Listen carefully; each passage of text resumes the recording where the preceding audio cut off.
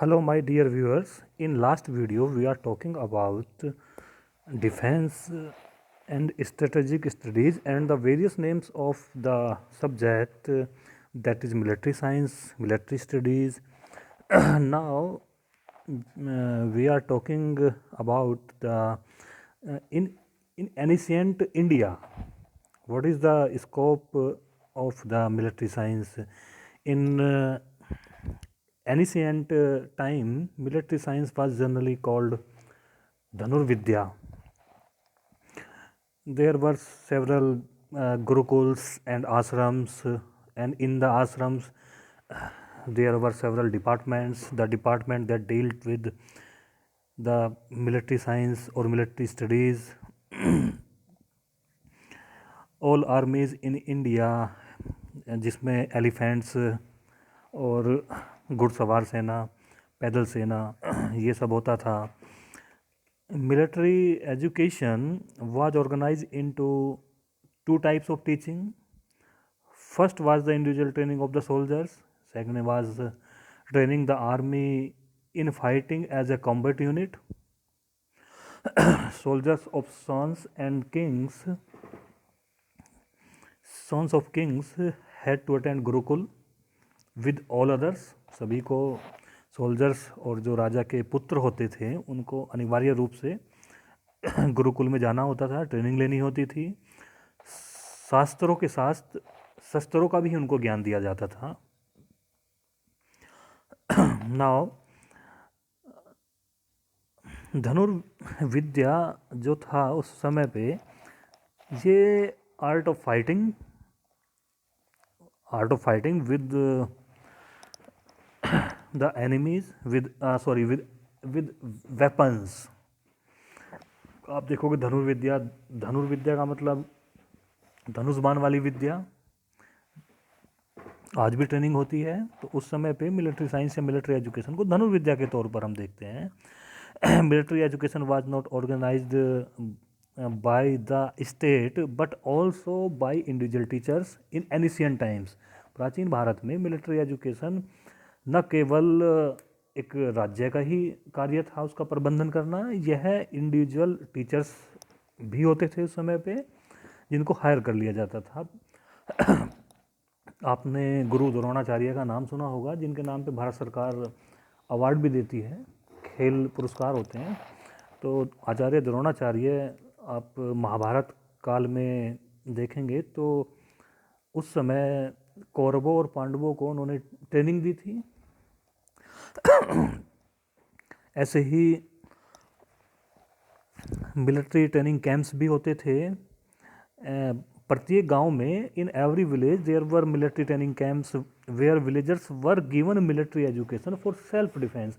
अपने आत्मरक्षण के लिए गांव के अंदर भी मिलिट्री ट्रेनिंग की व्यवस्था प्राचीन काल में होती थी. अब apart from training the soldiers and army units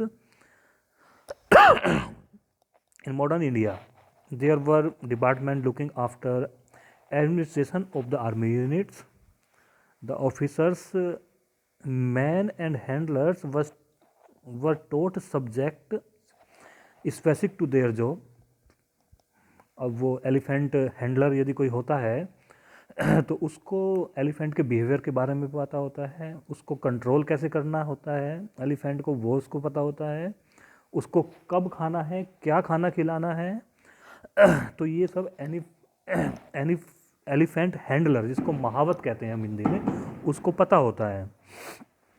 ऐसे ही एक ऑफिसर्स जो होते हैं उनमें से एक सेनापति होता है.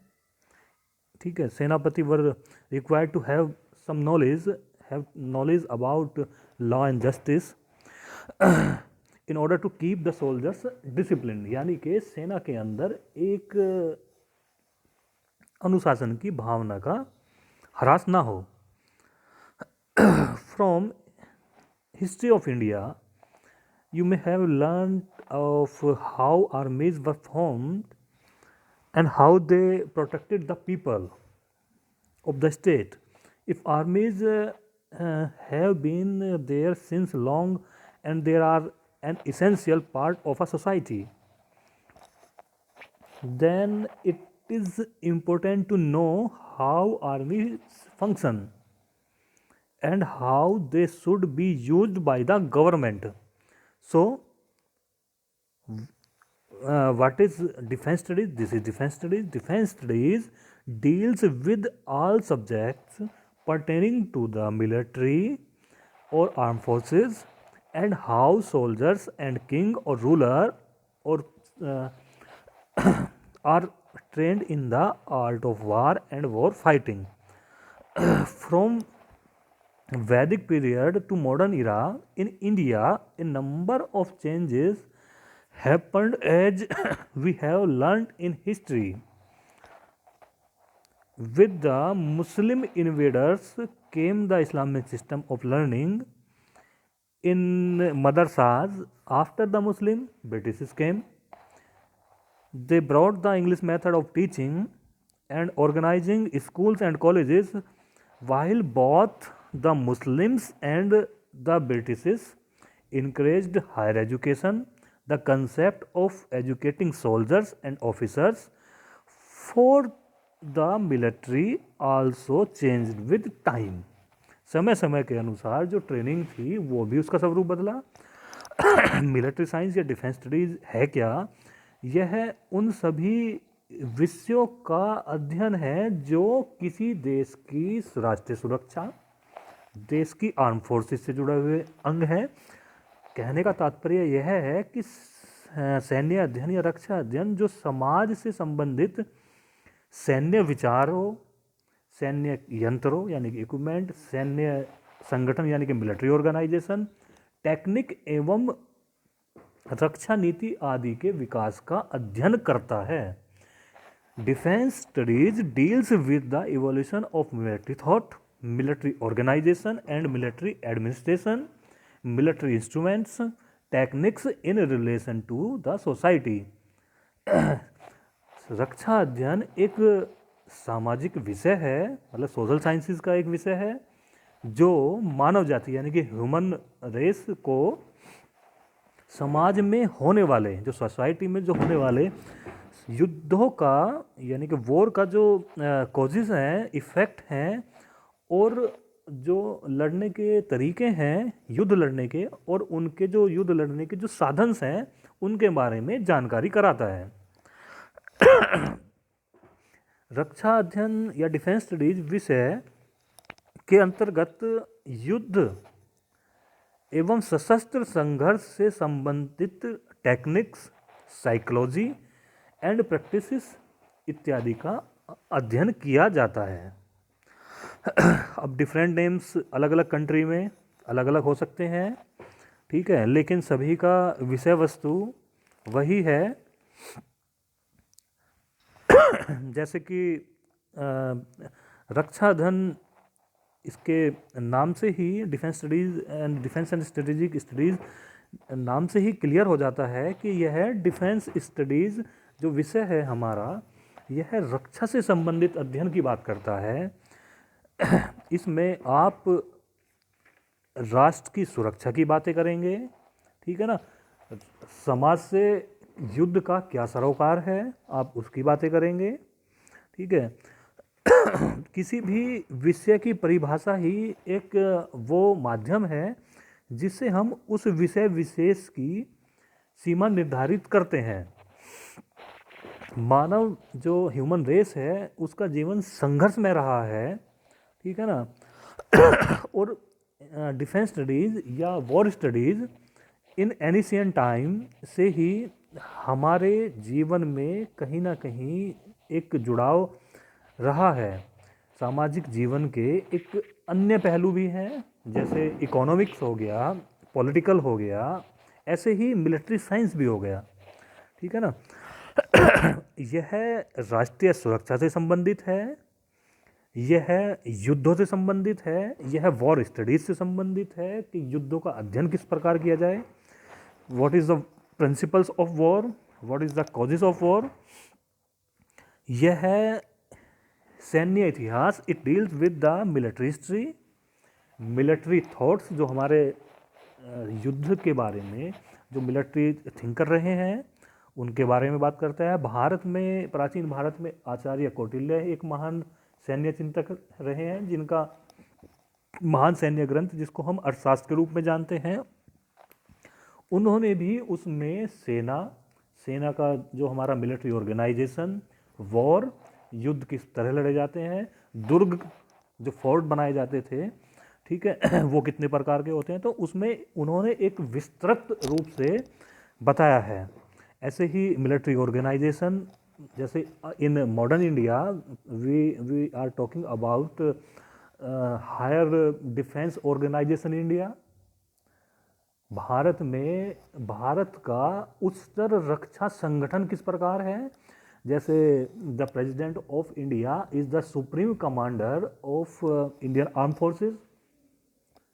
तो हमारे यहाँ भी इस तरह का सिस्टम है, और ये सिस्टम डेवलप होने में कितना टाइम लगा है, प्राचीन समय से देखो आगे तक हम बढ़ते जा रहे हैं। Recently general Bipin Rawat was the first chief of defence staff in India. तो CDS का एक पोस्ट क्रिएट हुआ हमारे यहाँ पे, चीफ ऑफ डिफेंस स्टाफ, जो तीनों सेनाओं के प्रमुख हैं उनका एक समन्वय यानी कि कोऑर्डिनेशन बना के चलेंगे। अभी रिसेंटली हम बात कर रहे हैं एकीकृत थिएटर कमांड की।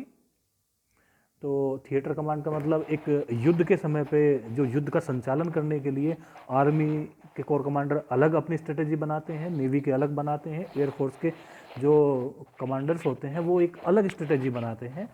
अब ऐसा एक प्रपोजल रखा जा रहा है कि तीनों सेना जब युद्ध लड़ रही होती हैं तो उनका युद्ध के समय किसी एक व्यक्ति के हाथ में, जो सीनियर होगा ऑफिसर्स, उसके हाथ में कमान होनी चाहिए, ठीक है। It's related to strategy, it's related to tactics and logistics. तो नेक्स्ट वीडियो में हम बात करेंगे कि डिफेंस स्टडीज सब्जेक्ट का अन्य जो डिसिप्लिन है हमारी स्टडी की, जैसे सोशल साइंसेस की, उनसे किस प्रकार हम डिफेंस स्टडीज़ को कोरिलेट करेंगे। In next video we will talk about what is the important of defence and strategic studies, मतलब रक्षा एवं स्ट्रेटेजिक अध्ययन की क्या उपयोगिताएं हैं, ठीक है ना। What is the defence studies, defence studies is a science, is art, रक्षा अध्ययन साइंस है या एक कला है, ठीक है ना। Defence studies, defence and strategic relationship with other disciplines of study. Economics से डिफेंस स्टडीज़ का किस तरह रिलेशंस है, हिस्ट्री से किस तरह है, एंड पॉलिटिकल साइंस से किस तरह है। ऐसे ही डिफेंस स्टडीज़ एंड साइकोलॉजी का आपस में किस तरह रिलेशन है, ज्योग्राफी से क्या रिलेशन है, फिजिक्स से क्या है। स्पेशली साइंस वाले स्टूडेंट देखेंगे कि डिफेंस स्टडीज़ फिजिक्स से किस तरह कोरिलेट होता है, बायोलॉजी से किस तरह होता है, केमिस्ट्री से भी होता है। आपके यहाँ लैब में कुछ खतरनाक गैसें बनाई जाती हैं, जैसे सरीन गैस का भी रिसेंटली यूज हुआ था सीरिया के अंदर, मस्टर्ड गैस का यूज होता है। ये वॉर वेपन के रूप में होते हैं, युद्ध के ये एक तरीके से शस्त्र हैं। डिफेंस स्टडीज़ का टेक्नोलॉजी से क्या रिलेशन है, तो ये नेक्स्ट वीडियो में ये सब हम देखेंगे। अब वीडियो समाप्त करते हैं। आप अच्छे से इस चीज़ को अपने नोट्स भी बना सकते हैं, आप ध्यान रखें इस चीज़ का। Thank you.